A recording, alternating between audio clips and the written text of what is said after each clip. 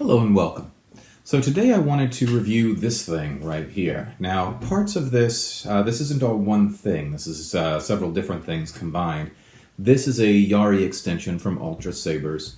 This is a modified flamberge with some MHS parts and a nanobiscuit install. What I really wanted to talk about today, because I think I've actually reviewed this saber before, is these blades.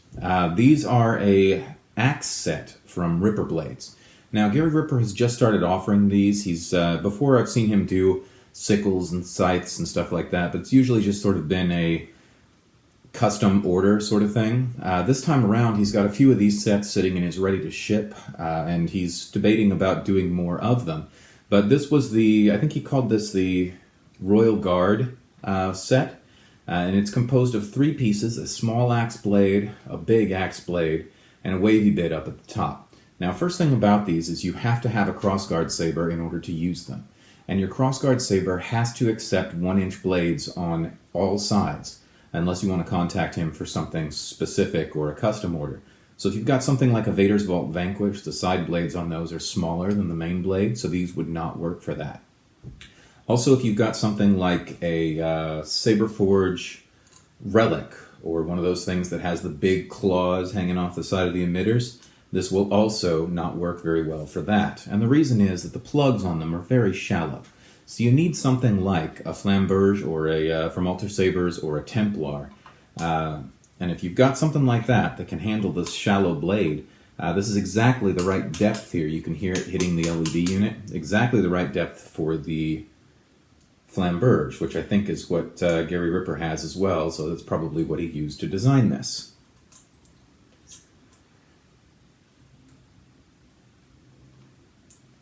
There we go. But all things told, this is a really interesting setup, and I've seen axe blades before. Saberforge offered an axe blade for a while. It was a polycarbonate, but the whole thing had sort of a matte finish, so it was really dull off to the edges. Gary Ripper has he's ground the optic in, or ground the bottom of the blade stem into an optic in there so that it diffuses the light pretty well. And we've got this really intricate lightning etched in. Let me go ahead and turn this back on for you. Have you felt it? All right, so we get a little bit of dimness down towards here, but by and large, the light is making it through most places on this.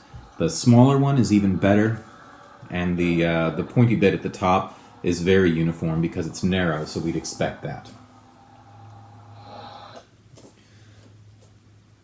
All right, so take that back out again one more time.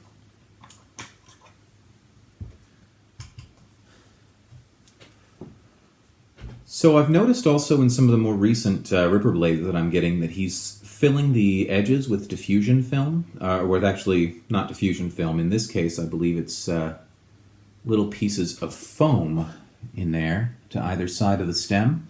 Some of the problems that I've had with Gary Ripper or with Ripper blades in past is that it lets too much light out on either side of the blade, so that it just sort of beams light ahead of you. With this one, that would be a real problem, especially with a blade this small, because you'd be getting so much light just zooming out to the edge.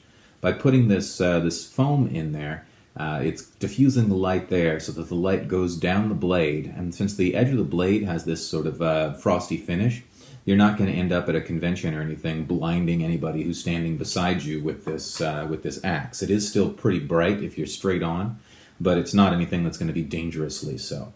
So, like I said, there's a few of these. There's a scythe set. This specifically, I really like this one because it's got that sort of brutal medieval look to it, which I think complements this saber setup very well.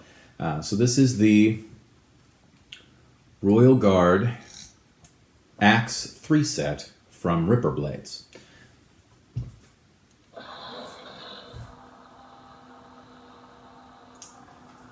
And one more thing about this as well.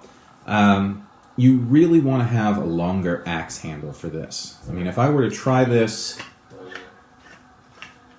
without the extension,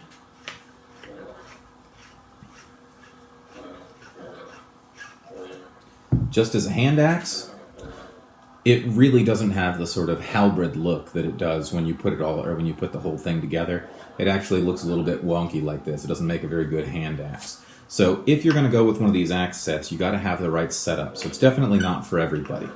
But if you do have the setup for a light axe, these are the best light axe blades that I've seen. They blow the heck out of anything else that I've seen on Etsy or from any major manufacturer. So Ripperblades, axe blades, Royal Guard. If this review has been interesting to you, join me back for more. I've got some other interesting Ripperblades to review, and I'll see you next time.